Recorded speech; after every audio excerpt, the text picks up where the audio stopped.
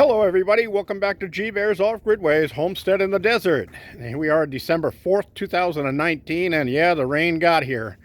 It started about midnight last night, and as you can see, we're just at about 1.25 inches there, and it was at 3/4 from the last rain, so that's about a 1/2 inch that we've got here so far.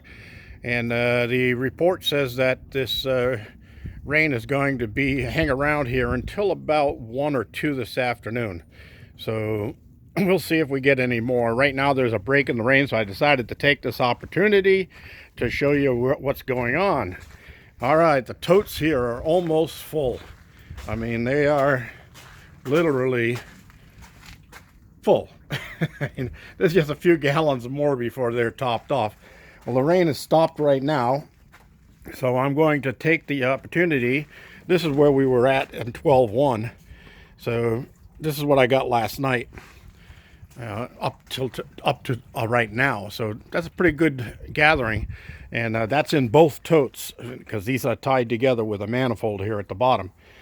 All right, so you can see my garden hose is hooked up here. This is a 3/4 inch hose, and it runs all the way down there to the garden house. And then it's tied into that yellow hose that goes up onto those 2 totes on the left. So I'm going to be opening up the valve on that. I'll probably do that right now while I'm up here. And I'm going to drain these down to those 2 totes down there. So there we go. So that I can start emptying these out, because we got more rain coming for the weekend. So with all that extra water, I'm going to have all of my irrigation water topped off before spring even gets here. And I won't need it while we're getting rainy weather, so that should last me right through till spring, and right through till my next call for water fill up. And FYI, I was up at the tank day before yesterday and checking it out, and the water is right at the bottom. Let me see if I can zoom in there. Right at the bottom of that solar panel right there. That's the height of the water in the tank. So plenty of water. You take some nice hot showers at night. No big deal. Doing good on water for right now. And all those blue barrels up there are irrigation water, and they're filled up almost to the top. So they can take a little bit more. So if I top these off again and I got no place to move them, I'll pump some into my smaller barrels, run them up there, and get those up there. Now all of these barrels here, let me zoom back out. All of these barrels, one on each of the 4 corners of the building, are all full. They're so full, as a matter of fact, that the water was running off the tops of them. It was running over the top here because I couldn't take anymore. So plenty of water. That one's got algae in it, so I'm going to drain that one down. I'm going to hate to see it just go on the ground, but I'll pump it into my either my garden house or into the compost pile, and let it soak that down pretty good, so I can drain that off and then get some fresh water in it on the next run.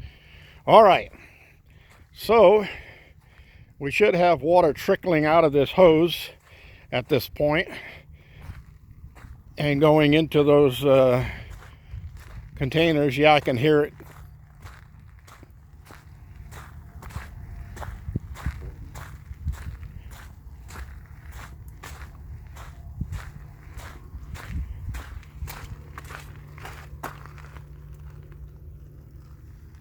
Well, I thought I heard it. I'm hearing something, but it's not that. All right, well, if I have a problem with that, I got my little cart over there by the van all ready, and I got my transfer pump on there, and I have a couple of those Harbor Freight batteries sitting in the battery room.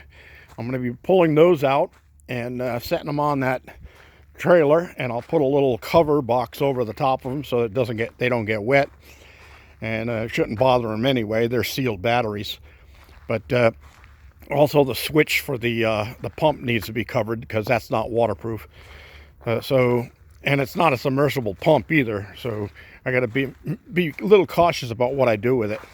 So I'm gonna get that set up and I can hook that onto the hose on either end of it. It looks like the rain is starting again, and get some more sprinkles in the puddle here.